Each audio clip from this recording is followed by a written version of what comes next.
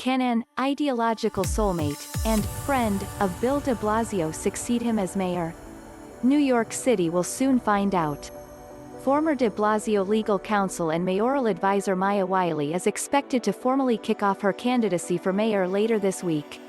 Her close ties to de Blasio and effusive comments in support of and defense of the mayor will come under hot scrutiny, political sources said.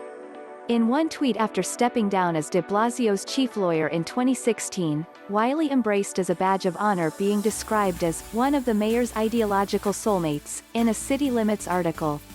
Yes. An ideological soulmate, a friend, Wiley said in a tweet agreeing with the description, at the time. Wiley also has defended the mayor's practice of trekking to and from his Park Slope gym in Brooklyn to exercise, despite living in Manhattan. De Blasio supporter-turned-critic Bertha Lewis said Wiley's record and time as one of de Blasio's top aides will become campaign fodder. "If I were her, I wouldn't want wear that description," said Lewis, head of the Black Institute.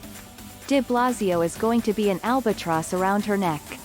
Wiley, 56, would face off in a crowded Democratic primary for mayor against City Comptroller Scott Stringer, Brooklyn Borough President Eric Adams, former U.S. Housing Secretary Shaun Donovan, as well as possible contenders Citigroup executive Ray McGuire, former Sanitation Commissioner Kathryn Garcia and former City Veterans Affairs Commissioner Loree Sutton.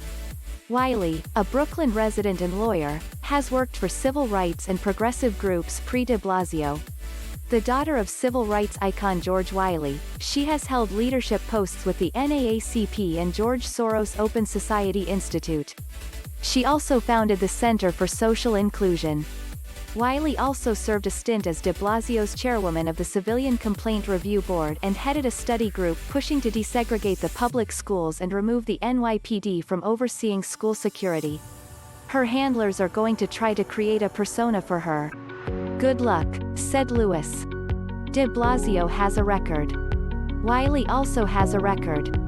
Wiley was involved in crafting the much-criticized policy that exempted de Blasio's communications with campaign and political consultants from public disclosure by defining them as agents of the city, and represented him during a fundraising probe by state and federal authorities.